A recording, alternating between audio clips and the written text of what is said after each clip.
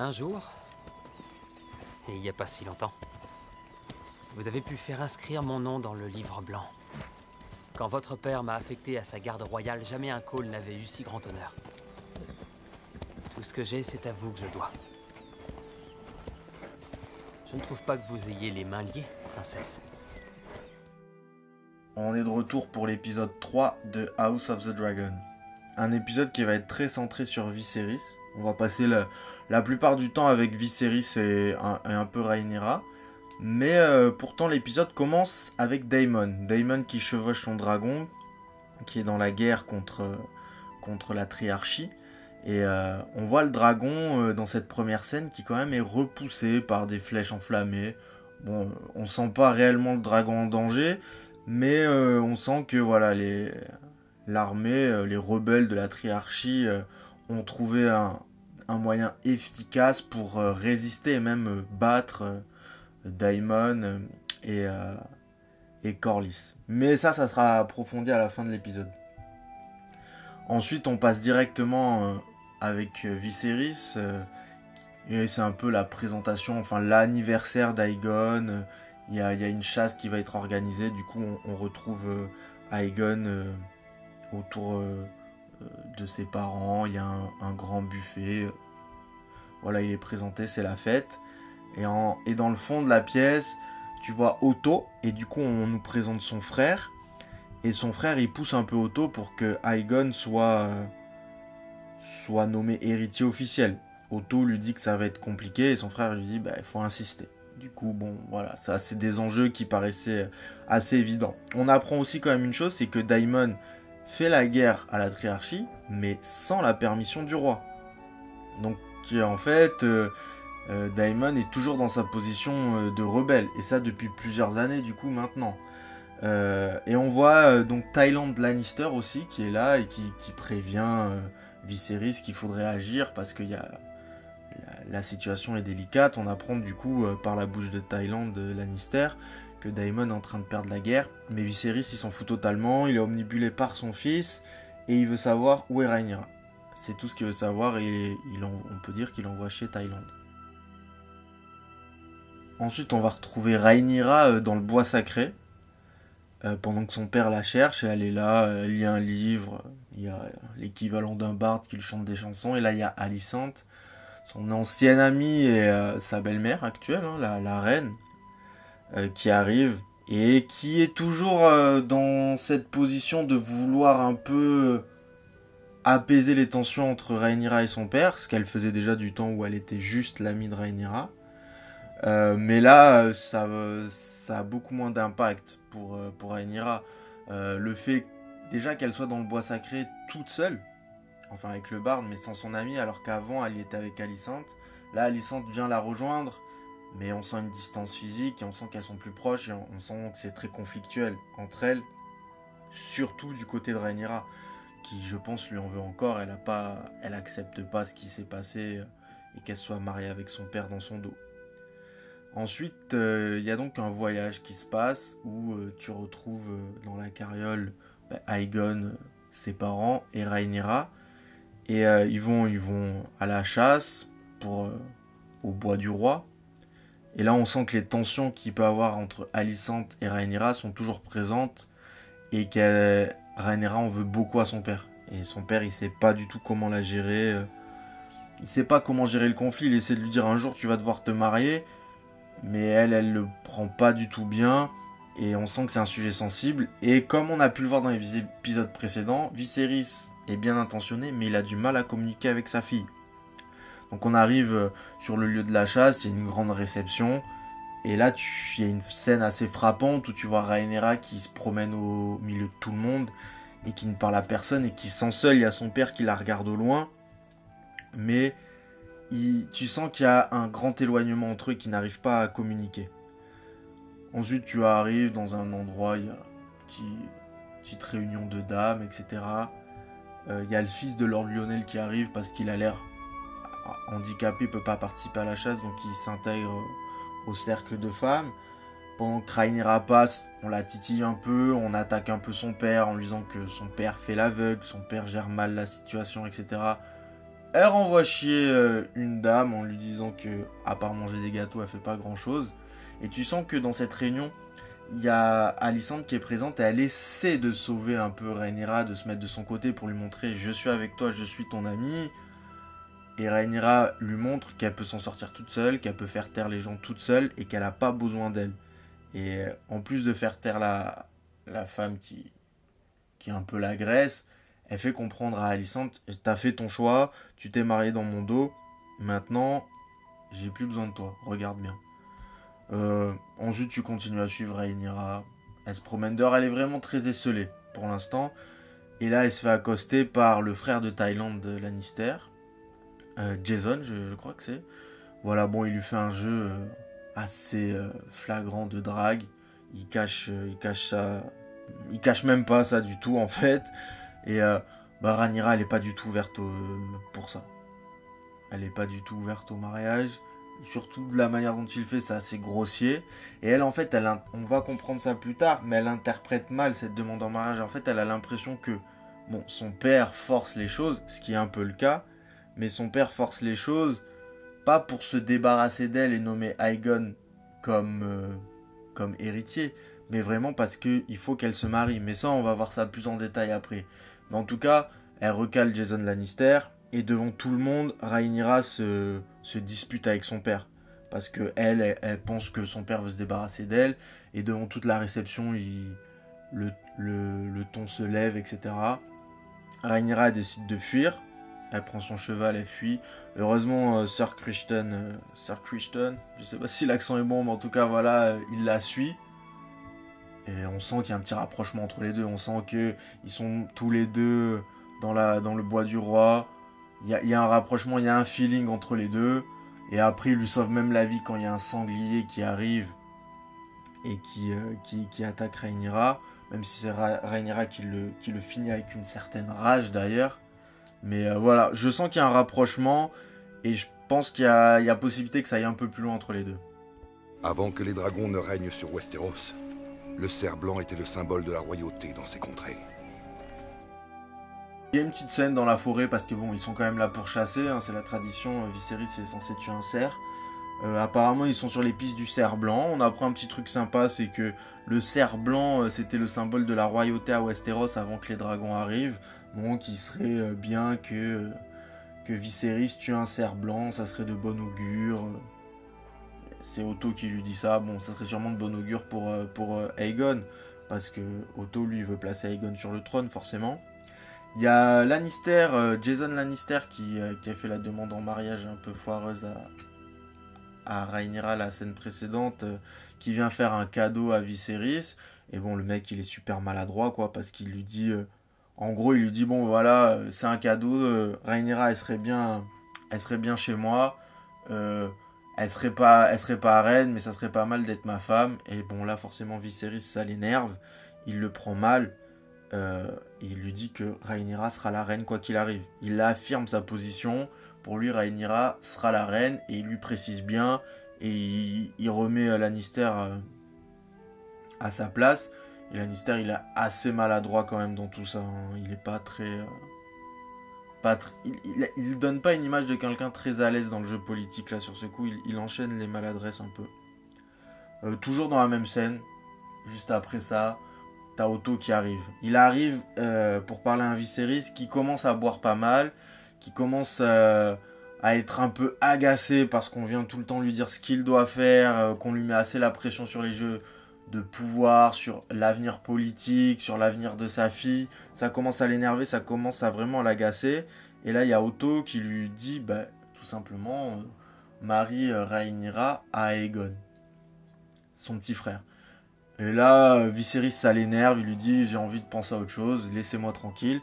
Et là, on se rend compte que Otto... il a pas de face quand même, vraiment. Alors, je sais pas, les Targaryens, ils sont pas choqués de se marier entre frères et sœurs et tout, c'est déjà arrivé. Mais je sais pas, les autres ne le font pas. Allez le conseiller, je trouve c'est vraiment dégueulasse. Bon, de toute façon, on voit là, Otto, on voit son vrai visage. On voit il joue pour ses intérêts. Seulement ses intérêts. Et ça, c'est justement en totale contradiction avec ce qu'est Lord Lionel. Parce que Lord Lionel, lui, il arrive, Viserys, il se dit encore, ah, il va vouloir me proposer son fils, et là, assez évidemment, il lui dit, bah non, moi, je vous propose pas ça, je vous dirais que Rhaenyra serait logique qu'elle épouse le fils de Corlys. Il lui rappelle justement qu'il lui avait conseillé à Viserys d'épouser la fille de Corlys, et que laver l'affront, pour laver l'affront, la meilleure manière, ça serait que Rhaenyra épouse le fils de Corlys. Et encore une fois, ça apparaît être comme un bon conseil d'un point de vue politique. Et Lord Lionel, on voit qu'il confirme sa position de mec fiable. Et pour moi, il remplacerait Otto, ça serait pas forcément étonnant. Alors, est-ce qu'Otto va mourir naturellement, ou est-ce que Viserys va le virer pour mettre Lord Lionel? Mais moi, je vois bien Lord Lionel prendre la place d'Otto. Là, on retrouve Viserys devant un feu. Il est en train d'accuser un peu sa gueule de bois. Ça devient difficile pour lui. Et là, heureusement, c'est Alicente qui arrive et il commence un peu trop à se confier. Là, il montre vraiment ses faiblesses d'homme.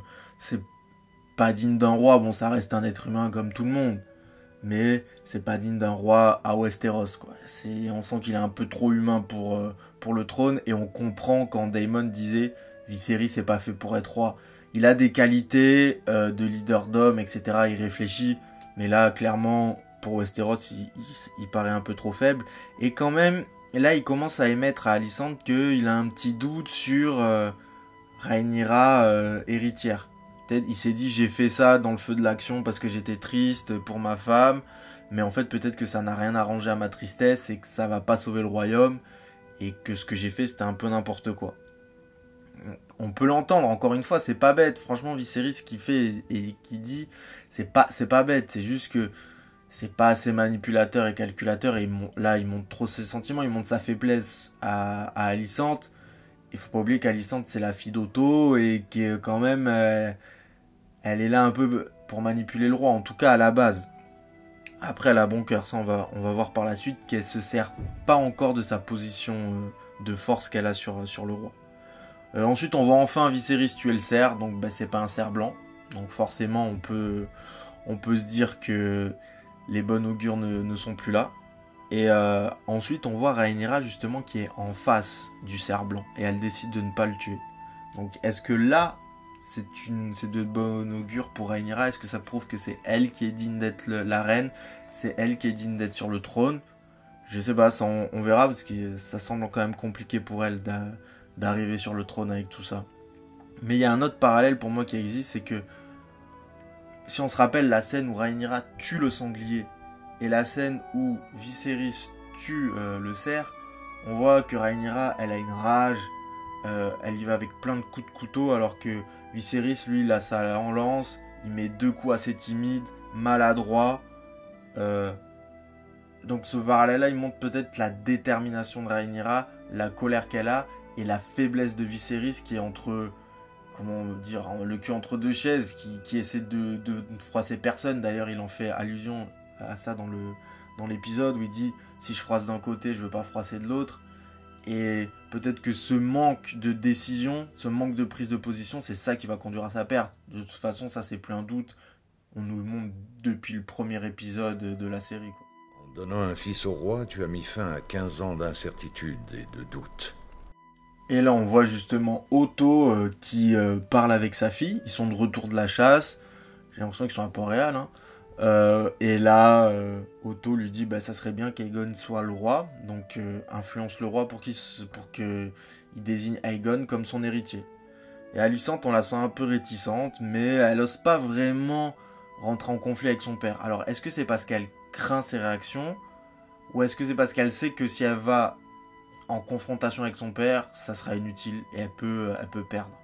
Donc elle préfère ne pas trop exprimer ce qu'elle pense. Moi je pense que c'est plutôt ça, je pense qu'elle est vraiment très intelligente. Vraiment c'est quelqu'un qui va très bien jouer dans tout ce qui est politique. Je pense que là on n'a pas vu tout ce dont elle est capable. Et je pense qu'elle va vraiment prendre le dessus sur Viserys. Là elle est encore en phase d'observation, peut-être parce qu'elle est jeune, elle n'est pas sûre d'elle encore. Mais je pense que par la suite, on va vraiment voir de quoi elle est capable. Et dans la scène d'après, justement, elle va parler à Viserys. Donc là, t'en doutes, tu dis, elle va sûrement essayer de l'influencer. Et en fait, elle parle pas du tout de l'héritier pendant la scène. Il parle avec Viserys de la situation de la guerre contre la triarchie, que Daemon est en train de perdre et tout, et qu'il ne sait pas quoi faire. Est-ce qu'il doit aller l'aider alors que Daemon a fait cette guerre sans son autorisation? Il va passer pour un faible. Et là, elle lui donne tout simplement un bon conseil. Elle lui dit, qu'est-ce qui est le plus important pour toi? Et là, tu te rends compte que c'est quelqu'un qui est là pour Viserys et qui est de bons conseils et qui n'écoute pas son père et qui n'essaie pas de le manipuler. Ou alors, elle le manipule vraiment en prenant son temps pour que le plan soit bien mené et qu'on ne la voit pas arriver. Mais pour l'instant, elle paraît vraiment douce et de bons conseils, et pas douce naïve. Vraiment, elle comprend ce qui se passe, elle comprend ce qui se trame, et elle sait ce que le roi doit faire, mais elle essaie pas de le manipuler dans une mauvaise fin. Donc, pour l'instant, Alicente, très bon personnage. Sur cette scène, on apprend que Viserys va finalement aider Daemon. Donc on voit que les conseils d'Alicente ont été plutôt positifs. Ils n'ont pas servi à rien. Du coup, ils vont envoyer des navires et des hommes pour aider Daemon. Donc là, Rhaenyra arrive.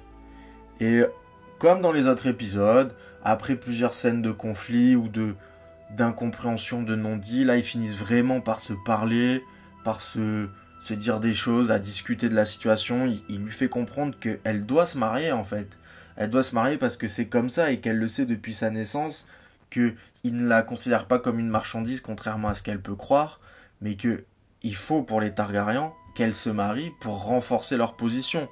Et il lui dit qu'elle peut choisir qui elle veut parce qu'elle lui fait justement remarquer, toi, t'as choisi Alicente, mais c'était pas le choix logique à faire. Et il le reconnaît. Il n'essaie pas de mentir à sa fille. Moi, j'aime bien leur relation dans le fond parce qu'ils se disent les choses. Ils se disent les choses, c'est pas comme dans des séries où c'est des non-dits, t'attends 50 000 épisodes. Non, là, directement, leur relation, elle est saine, équilibrée. Ça, c'est cool. Et il lui dit en effet, j'ai choisi qui je voulais, donc choisis qui tu veux, mais choisis un bon parti. Donc j'espère qu'elle va pas arriver avec Sir Criston, parce que là, il lui a pas dit ça non plus, son père. Elle peut pas, Sir Criston, il a pas de famille puissante réellement, c'est pas un bon parti qui va renforcer la couronne. Donc il lui a dit, choisis un bon parti, mais choisis qui tu veux dans ces bons partis.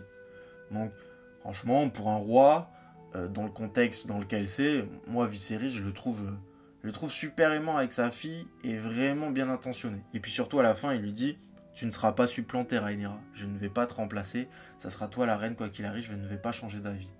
Donc là, il réaffirme vraiment sa position. Donc Rhaenyra, j'espère que dans les prochains épisodes, elle va faire preuve de bon sens et elle va vraiment l'écouter et être plus attentive à ce qu'il a, aux complications de son rôle.